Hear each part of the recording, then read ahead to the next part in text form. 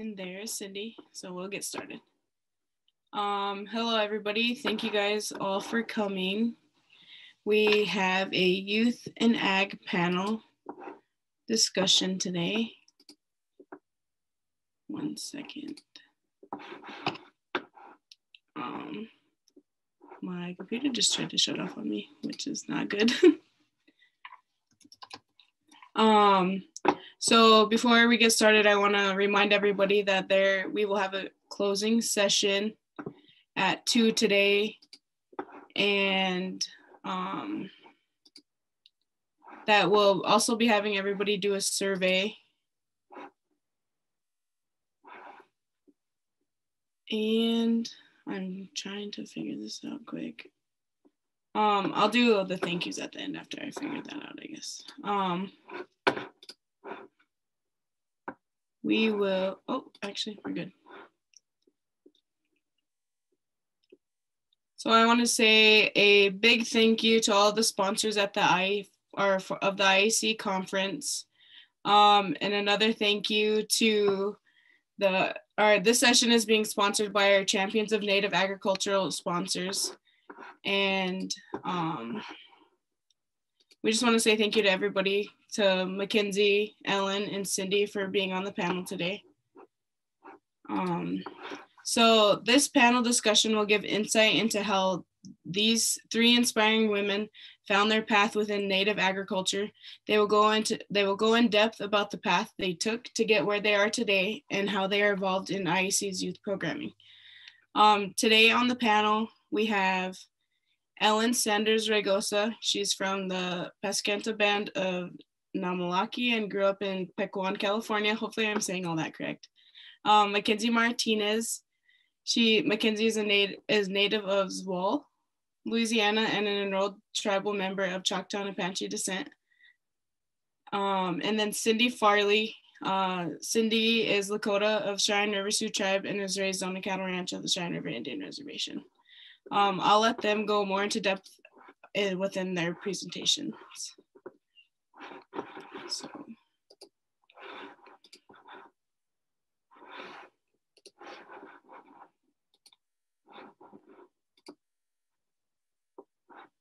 And then can everybody see this? Okay.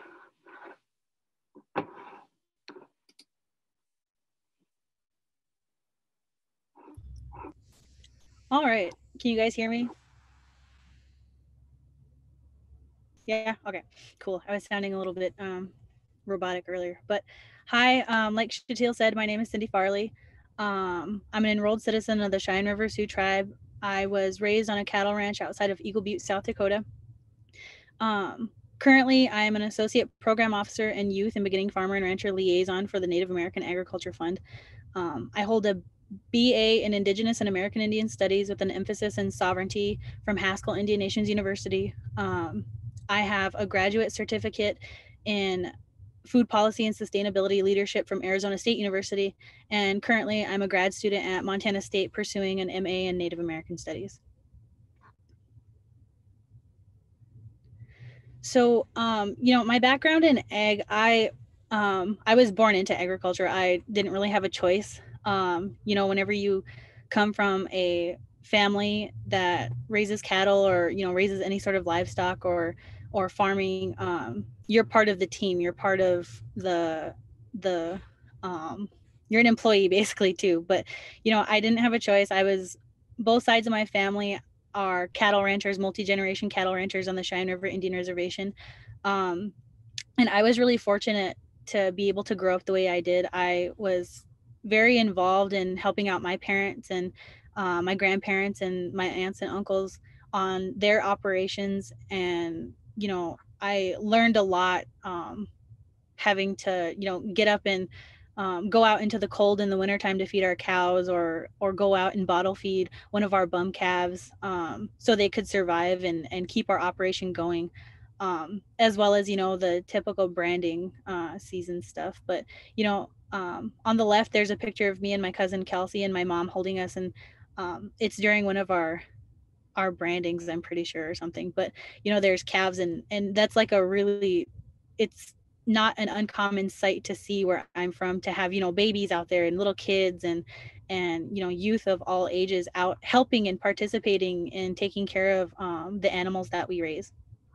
In the middle, like I said, as I got older, we had to take on more responsibilities um, on my mom and dad's cattle ranch, and that really teaches you a lot, having to take care of another life. I mean, even as a young kid, like I said, I'm probably 12 in that picture, um, having to, take the time out of my day to make sure I get my chores done, and go and bottle feed our calves to make sure that they can survive the winter or survive the year up until we sell. It's a big responsibility, and it's not something that I thought was a big deal up until I got out of school.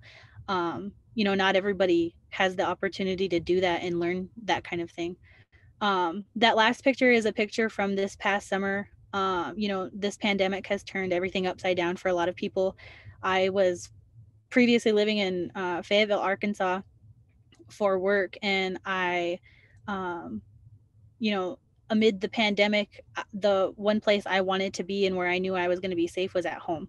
And so I came home, and it was really great to be back in the swing of things, of helping out as much as I could on my uncle's ranch, and being involved in it was a really good healing thing for me, to be able to come back and actually take part in that. And so that's kind of like the early parts or scattered parts of my background in ag. And growing up, I didn't want anything to really do with it. High school, I was involved in sports. I wanted to kind of pursue that route. So I went to school at a junior college in North Dakota, where I tried to play basketball. Ended up tearing my ACL, which sucked, but I learned a lot there, but I just wasn't happy. So I came home, and I lived there for a while.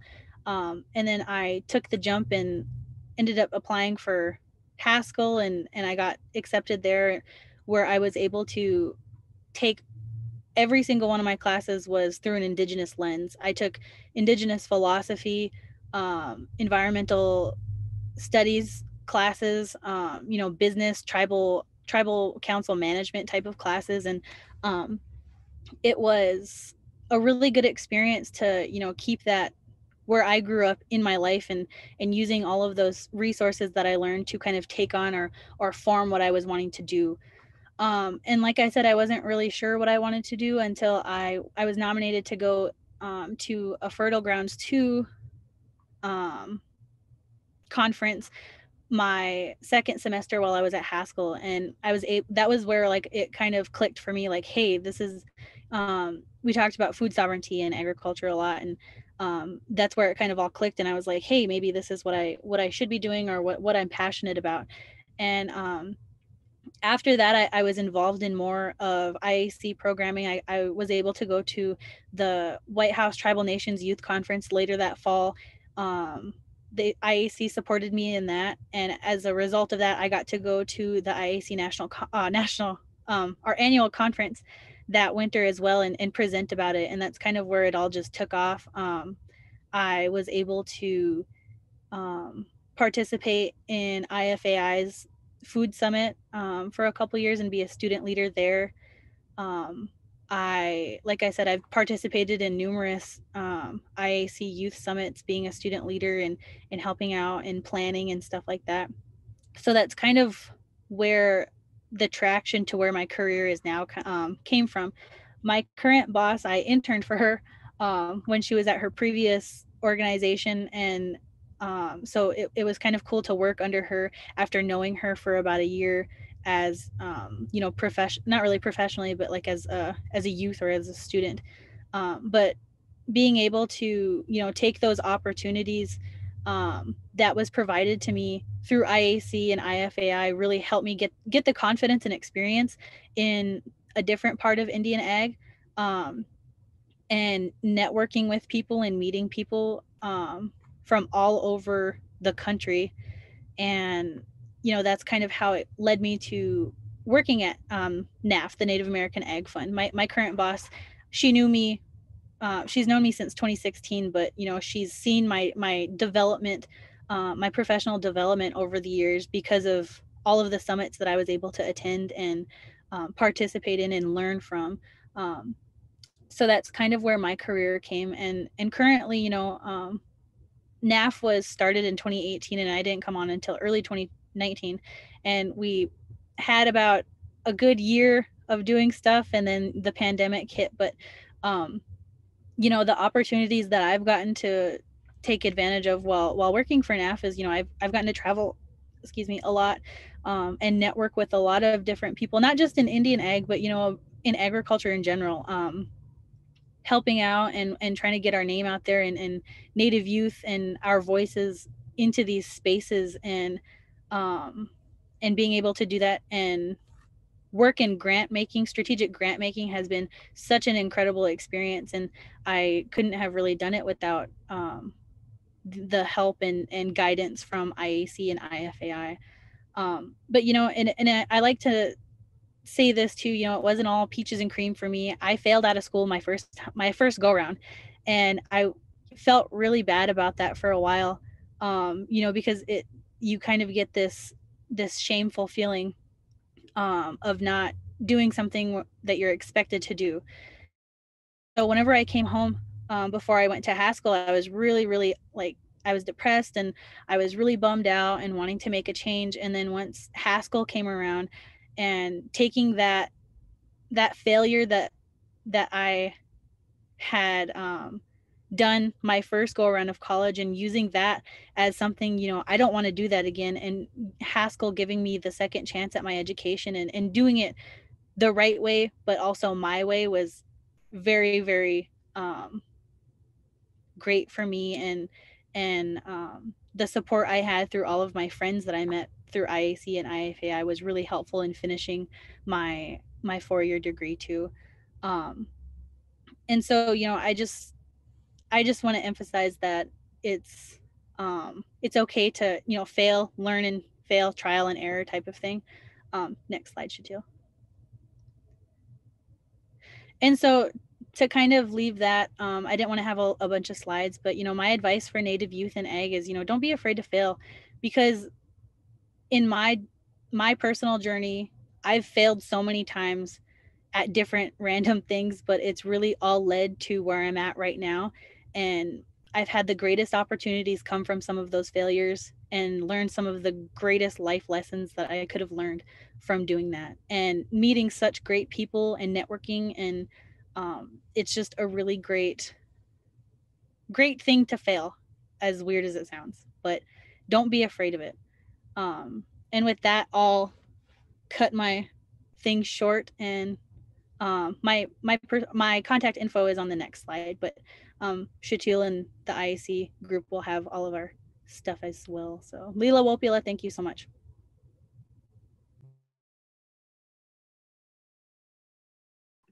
And then thank you, Cindy, and we appreciate you and we love all the work that you're doing within Indian country. Next, we will have Ellen, so you can go ahead.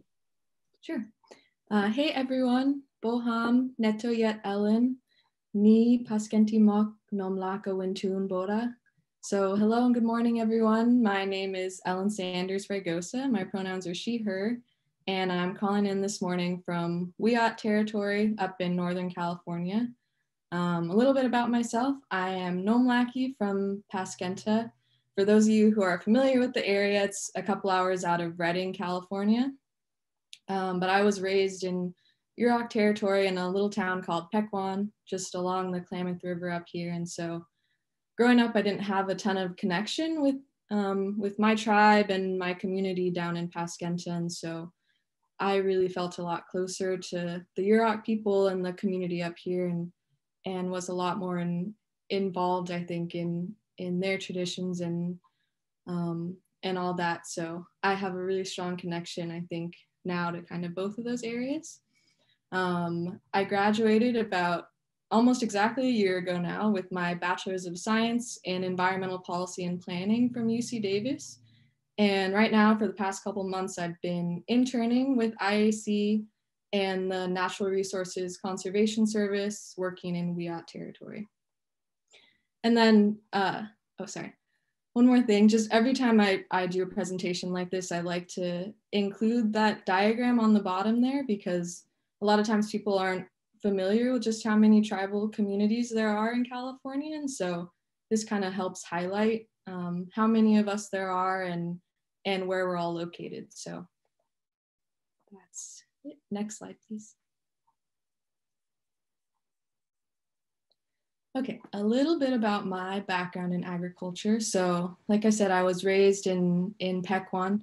That picture in the top right-hand corner there is a picture from just down the road from my house. It's of the Klamath River, and the Witchback Mountains are there in the background. And growing up, we didn't have any electricity. There were no power lines or anything like that where I lived. There was no cell phone service, no Wi-Fi, and there was one paved road that was a one-lane road in and out. So I feel really grateful that basically from the time I was born, I think I was blessed to have a really strong connection with the land. And yeah, being a part of the land and caring for the earth, I think was just a part of who I was. And I grew up there and I lived there my whole life until I left to go to school at UC Davis. And probably for the first year or so, this was my first time living away from home and being in kind of like a city. And yeah, not being with my community and my family and not being around the land that I was so used to.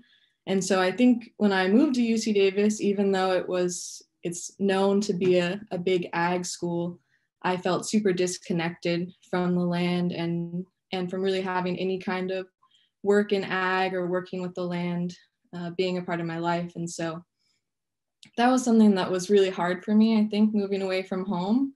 And then my second year being there, I found out about this internship with IAC. Just by chance, a mentor of mine forwarded it to me, and I applied and ended up interning with Keir Johnson, who I'm sure many of you know. And when I was first kind of speaking with him, I kind of shared some of the things that I just shared with you all about feeling really disconnected. And at the time, I really had almost no connection with my tribe in Paskenta.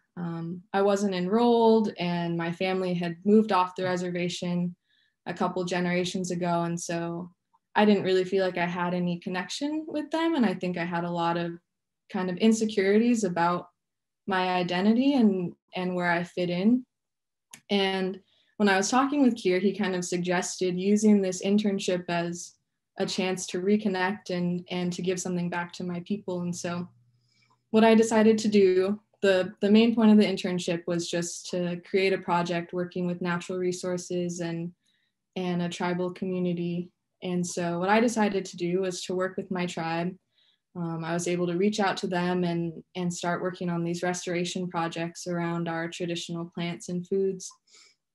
And so that internship was over the span of one summer, but I just continued doing that work for pretty much the whole time I was at Davis. So the last 3 years or so, I've been doing a bunch of plant propagation. And that picture in the lower right-hand corner there is a picture of me gathering some elderberry for some Maidu people up in Plumas County. And yeah, so that's really where my passion is just working with our traditional plants and getting them restored to their ancestral lands. And then while I was doing that internship, I also was able to collaborate with the UC Davis Arboretum Teaching Nursery. And so that's where I was doing a bunch of this plant propagation, and they kind of helped me partner with the tribes I was working with, and we were able to grow out a bunch of these native plants and eventually get them returned. And those collaborations, I think, have continued even past me leaving UC Davis, which has been really awesome. Next slide, please. Okay, this slide, I don't really have that much to say. I just included it because I'm a huge plant nerd and I love plants and I love working with native plants. And these are some of my favorites that I've gotten to work with over the past few years. So on the left-hand side, there is some redbud. This is a year after it had a cultural burn. So you can see all the shoots are coming up really straight and strong. And then in the middle there, those purple flowers are called blue dicks, or Indian potatoes, I call them. And on the right-hand side is my favorite plant in the whole world. The elderberry in the top right-hand corner there, they were gathered up from my reservation as seeds, and then I grew them out over a year or so. And then they were eventually, I gathered them from a couple different places, so both for my tribe and for the Maidu Summit Consortium. And in the bottom right-hand corner there are all of the little elderberries. You can just barely see them. They're surrounded by a covering to prevent any deer or anything from eating them. And so they are returned to their ancestral territory. Next slide. So for the last couple months, like I mentioned in the beginning, I've been doing another internship with IAC. So this is my second time doing this internship. It's been a super weird year for me, as I'm sure it has for so many of us with COVID and everything else that's been going on. I was feeling super weird and insecure about having to give this presentation because this year has been my first year not being in school since I was like 5 years old. And it's been a super hard transition to figure out what I want to do with myself or my life now that I'm not in school. And I've kind of been jumping from job to job, and I haven't really had anything stable. And I think I've been feeling more of that kind of disconnect that I was talking about earlier, after being so far away from my home for so long. And so when I first was thinking about how I was going to give this presentation, I really was having this feeling of like, I have nothing to offer right now. I feel super unsure of myself, and like I haven't really been doing anything valuable with my time. So I figured that I would just share that because I think it's something that a lot of people have been feeling right now, and I think that it's okay to honor that feeling. So the job that I had before I started this internship with IAC, I was working with the Bureau of Land Management, and I realized that it was not in line with my values and my beliefs. And so I came back home and I connected in with Keir Johnson again, and I kind of told him about my experience, and he just asked me, he was like, well, what do you want to do? And I told him that I really wanted to prioritize in my life moving forward, doing work around what I value and what I believe in, and making sure that any of the work that I'm doing moving forward is in line with my belief system. And so he offered me this internship again, because what that means to me is building community around food and having a strong connection with the land. And so for the last 3 months, I've just been living at home, and I've been working at this community garden. It's called the Potawatomi Community Garden up in Iac territory, like I mentioned before. And it's been really nice to kind of reestablish my connection, I think, with the land and with food, and to recenter my values in the work that I'm doing. And so that's kind of, a brief overview of what I've been doing for the last couple months. And it's been really nice to just be gardening and not having to be stressed about working or going to school. And I think I'm finally at ease and peace with that. So next slide. So I wanted to include why it matters. I don't know if I really have any solid advice for Native youth, but I think being in agriculture for me is super important, because just having that connection with the land and caring for the earth is such a big part of who I am. And I think whenever I lose that, or whenever I have that in my life, I just feel better all around, I think, in my mind and in my spirit. And and then I think for me also, I didn't really get to mention this before, but a lot of the work that I've done working in ag has also been centered around that passing down and sharing of knowledge. And that goes both ways. So it goes for younger generations and for older generations too. And I think when we can reestablish that connection to the earth and ourselves, then we're able to share that with other people too. And yeah, and then I think also using ag to build community is really important, because we all got to eat, and food is such an important part of who we are as people. And I think it really can be used to help build up and strengthen our communities. And then lastly, and most importantly to me, I think when we have a relationship with our plant relatives, there's really so much that we can learn from them. And yeah, I think they really can help us to learn and to grow and to heal. So that's why it matters, and my little bit of advice. And I think that's it. So thank you all for listening.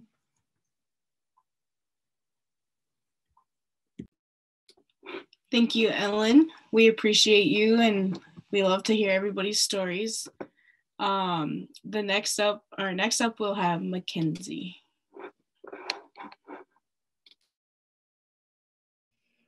Like, I don't even know how to follow up on two like such great presentations.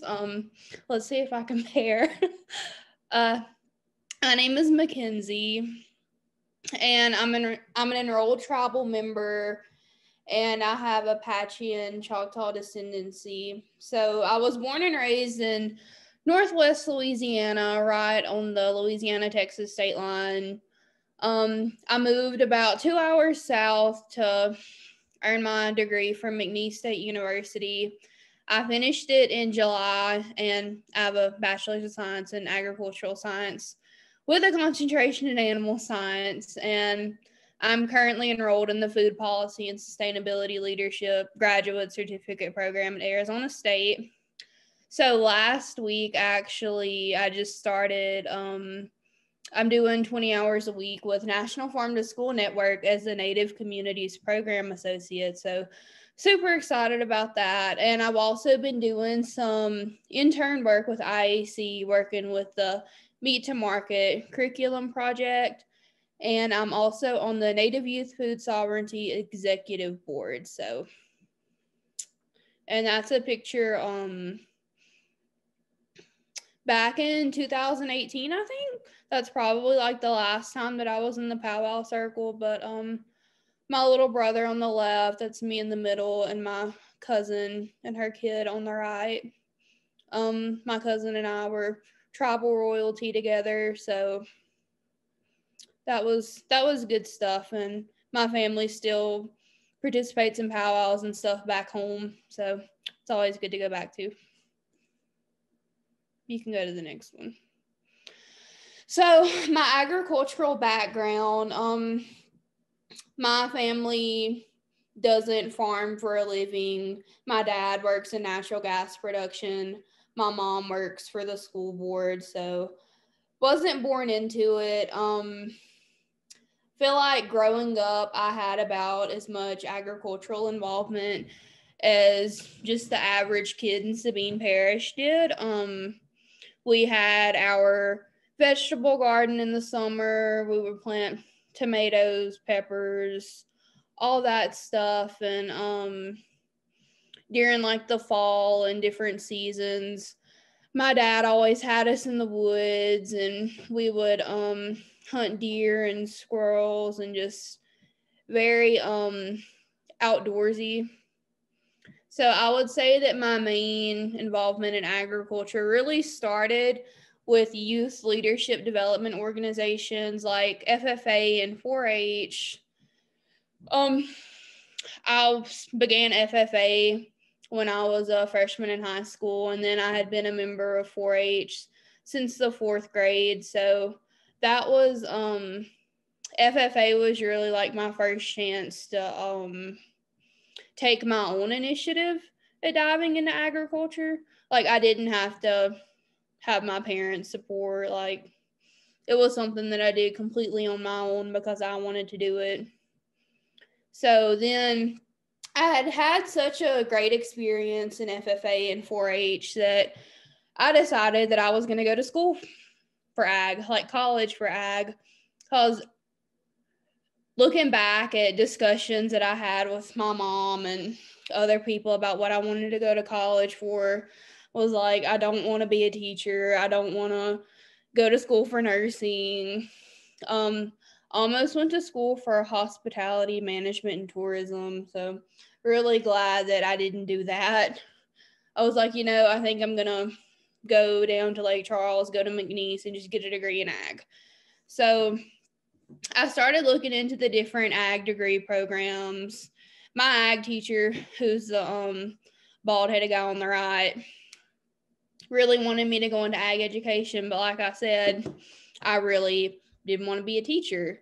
So I started looking at the different degree programs, and I found the one that was Natural Resource Conservation Management, NRCM, and it was a lot of different, like, upland game management, a lot of different resource stuff, and just wildlife management classes. I was like, okay, that looks interesting. I think I'll enjoy it. I won't be one of these miserable people in college that don't enjoy their classes. So I was like, okay, that's what I'll go for. And then the picture on the right is actually at my college's school farm. And we were in an animal science 101 lab my first semester. And I got to palpate a cow and ultrasound it. I was like, okay, this is pretty cool. I think I'm going to change my major. So I could spend the next 4 years doing fun stuff like that. So I went ahead and changed my major to animal science, and I ended up graduating with my degree in animal science. So while all this was going on, I had some really great opportunities come about with Iac Youth Programming. I got involved with Iac Youth Programming as a junior in high school. Just one of the most random things. My ag teacher got an email and was like, this looks interesting. Y'all are enrolled in the tribe. We should go. So we took a road trip down to the Seminole Reservation in Florida, and it's just been opportunities building on one another from there. So yeah, went to the first, it was like the Southeastern Region Youth Summit down in Florida. So that was fun. And then it was just a matter of taking advantage of every opportunity after that. You can go to the next one. So my advice to Native youth, like I said, don't say no. Take advantage of every opportunity. You never know what's going to come out of it. I honestly don't know what I would be doing right now if I would have said no at any point when it came to the different things that IAC and the IFAI presented to me. So it's a scary thought if I would have said no to something. So yeah, just don't say no. Take advantage of every opportunity. Even if it's something that you think you might not necessarily be interested in.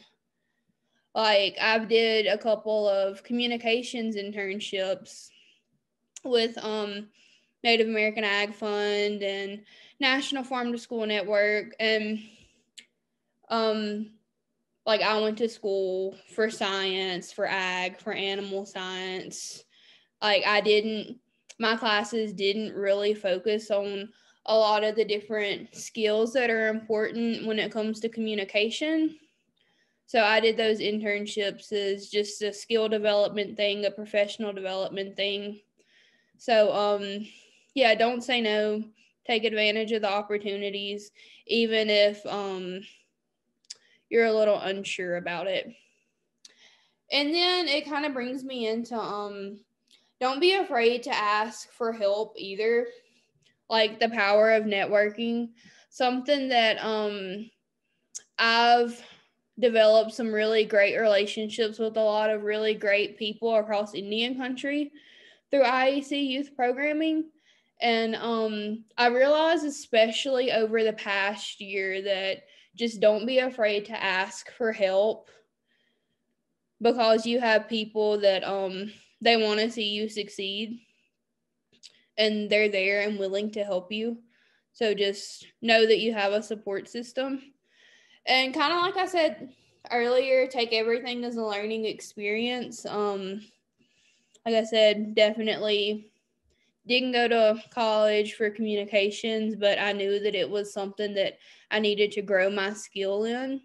And I'm really glad that I got to grow my skill and also do something that was valuable to Indian country and all of our ag producers.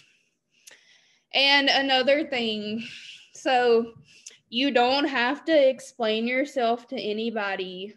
That's kind of been my thing the whole time. My parents like, why do you want to go to school for ag? What are you going to do with that? Why do you want to do that? Just always questioning me. And then even now, like I just started this new position with Farm to School, doing some IAC work. My mom called me last night and she's like, hey, Mackenzie, I saw where these people have an opening. And I'm like, that's good. I hope they get it filled, but I'm happy doing what I'm doing. I'm happy doing this. I feel like the work that I'm doing is valuable. Just trying to I'm adulting right now. So really you don't have to explain yourself. As long as you feel like the work that you're doing is important, yeah, you don't have to explain yourself. So, I want to leave you with fill out the application, write the essay, answer the questions, build your resume. I know sitting on the computer doing these things isn't always fun or enjoyable, but it's really worth it in the end, because on the left side of the screen, that's me just in DC for the second time, I think, back in May 2018. And if you would have told me in May 2018 after I took that picture that I would go back in January 2020 and live there for 6 months and intern for the House Ag Committee and go to the impeachment trials and interact with all these congressmen and women,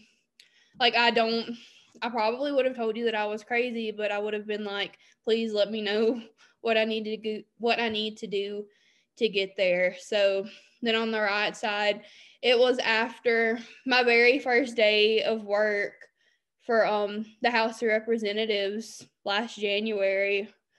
I got my little I still have my ID with the Capitol in the background, and I was like, this is real, this is happening. So yeah, it's been I've had a lot of really great experiences with IAC Youth Programming, and just everything is definitely built on top of one another, all the different experiences, and it's really just a matter of sticking with it. And I always know at the end of the day that the work that I'm doing is valuable and that somebody is being helped. So, and then my contact info.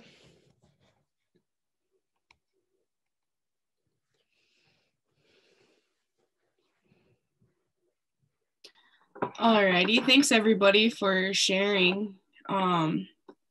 We're gonna go ahead and open up the floor for discussion. And then if anybody had anything else to add, they can go ahead and do that right now too. While I get the questions pulled up here.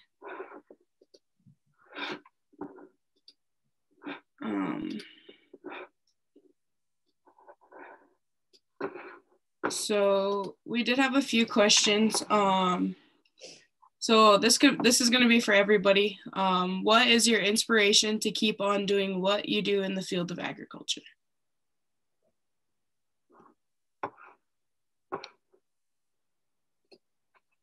I can go. I'll go first.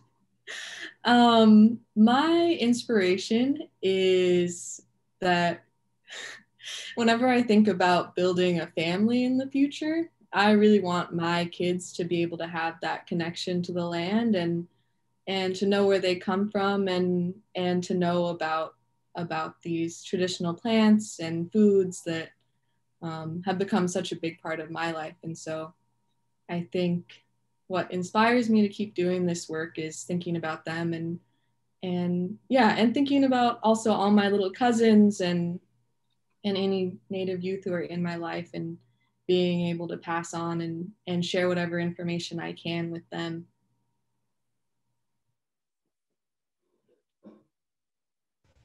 I'll go next, I guess. What inspires me most is seeing all of my friends that I met 4 years ago, and all of our steps in life that we're taking, and all leading back to agriculture in some way.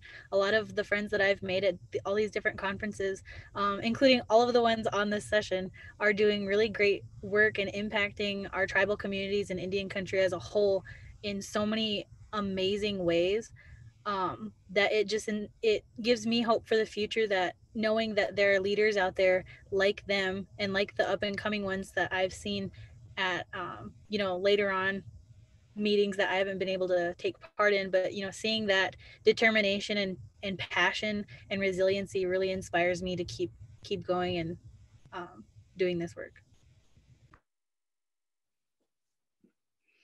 And I think that my inspiration to keep doing this work definitely is like the same thing that kind of got me into it, wanting to pursue an education that I knew was meaningful and really have day-to-day work that I know is meaningful. Like where did I see this thing?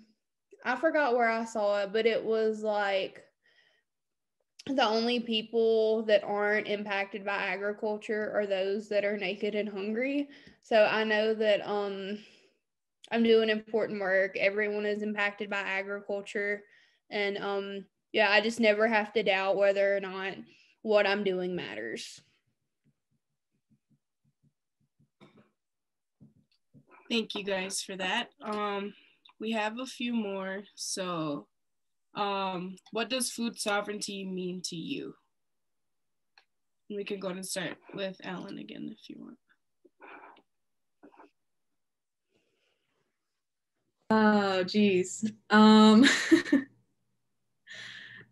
I think that's a loaded question. I think for me, food sovereignty, I feel like in my life kind of has to start at the individual level. So it's really important for me in with the work that I've been doing to, start incorporating traditional foods into my diet and kind of reclaiming that part of myself. Because I think when we're food sovereign as individuals, then we can share that with our community too.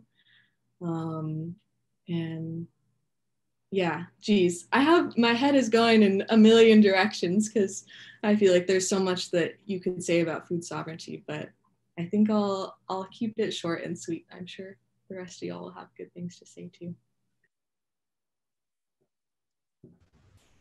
I'll go second again. I guess kind of like what Ellen said, on an individual level and as a Lakota person, food sovereignty just means, to me, just taking control of, or having the control and the ability to access my traditional foods, and passing on the knowledge of why they're important to us as Lakota people.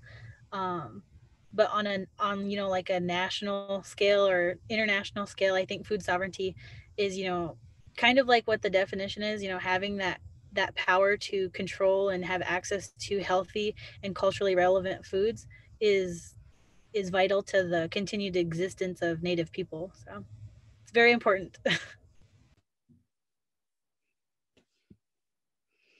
And food sovereignty to me,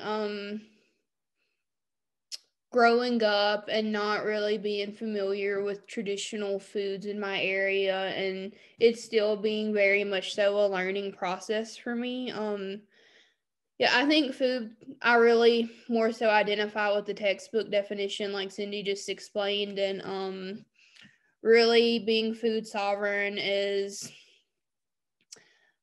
understanding where your food comes from and not being dependent on having to go get your food off the shelf at the grocery store. I know that that's really the most that's just like the easiest thing for most people, but it's just a matter of having the option and not being dependent on things like that, and knowing where your food comes from, and just having that even just smallest bit of control over it.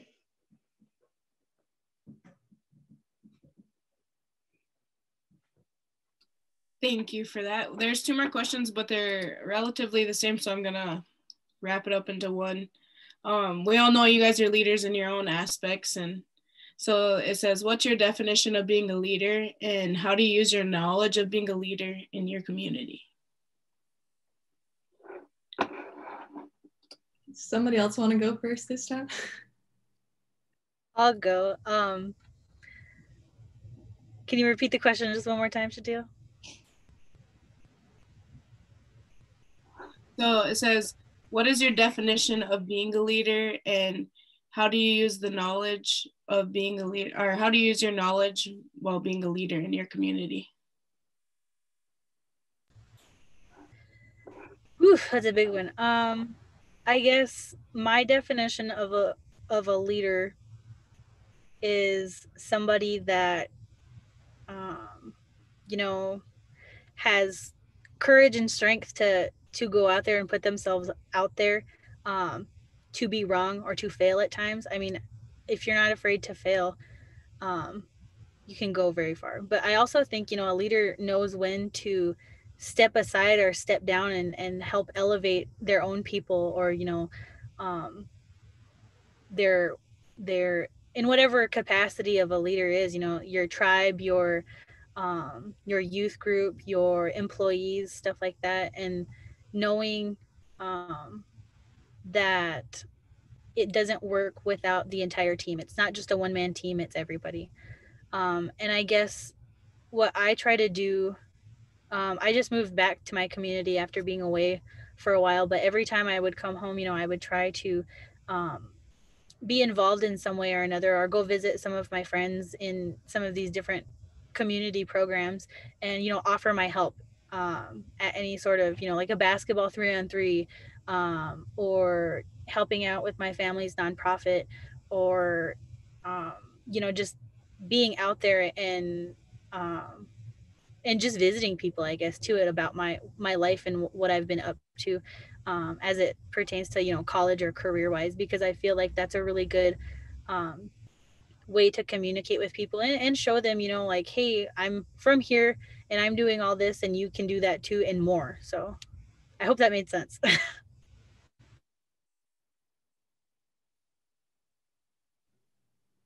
I can go next. Thanks, Cindy. I think for me, the reason I'm having such a hard time answering this question is because of what I kind of touched on in my presentation, and that is just like this feeling of disconnect that I've been having after not being in school and not knowing what my career path or my life path is going to look like, and not really feeling like I'm fulfilling a leadership role in my life right now. But I think in the past, and what leadership means to me and what it means to be a good leader is someone who looks out for their people, I think. And whenever I've been in those roles in the past, I really try not to engage in like a hierarchical kind of leadership. I know that it's important to have a leader and someone who makes decisions, but I also think it's equally as important to make decisions as a group, and take into account what your community needs and wants and is expressing to you. So I think, that's my answer.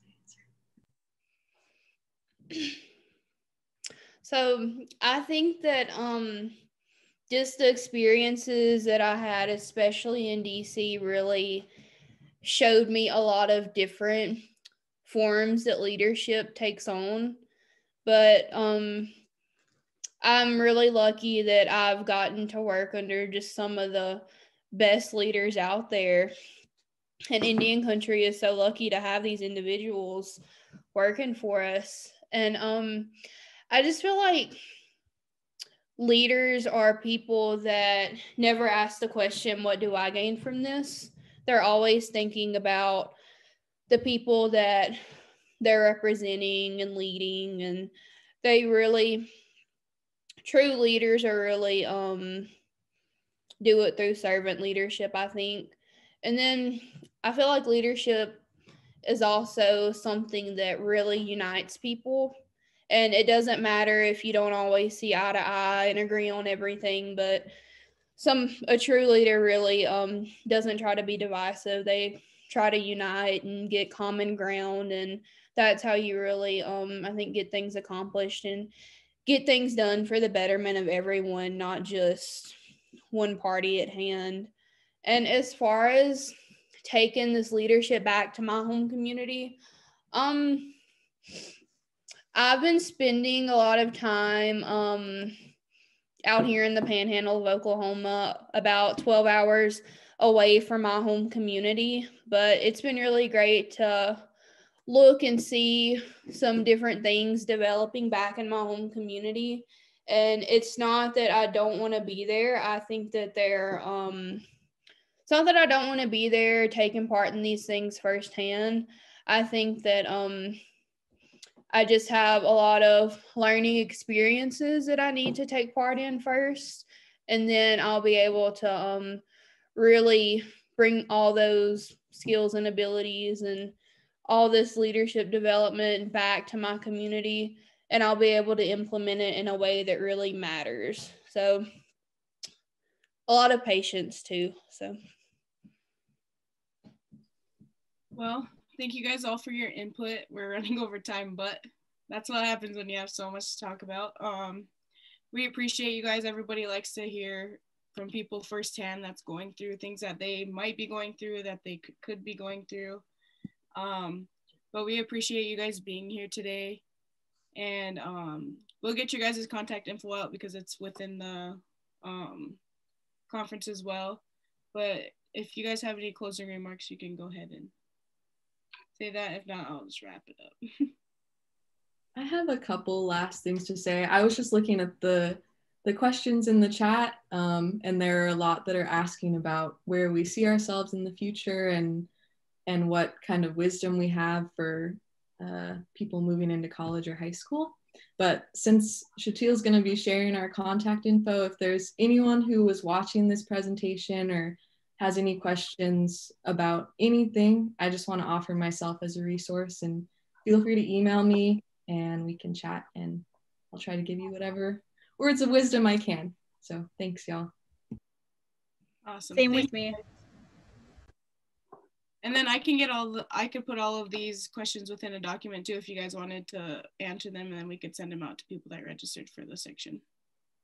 So thank you guys, and I hope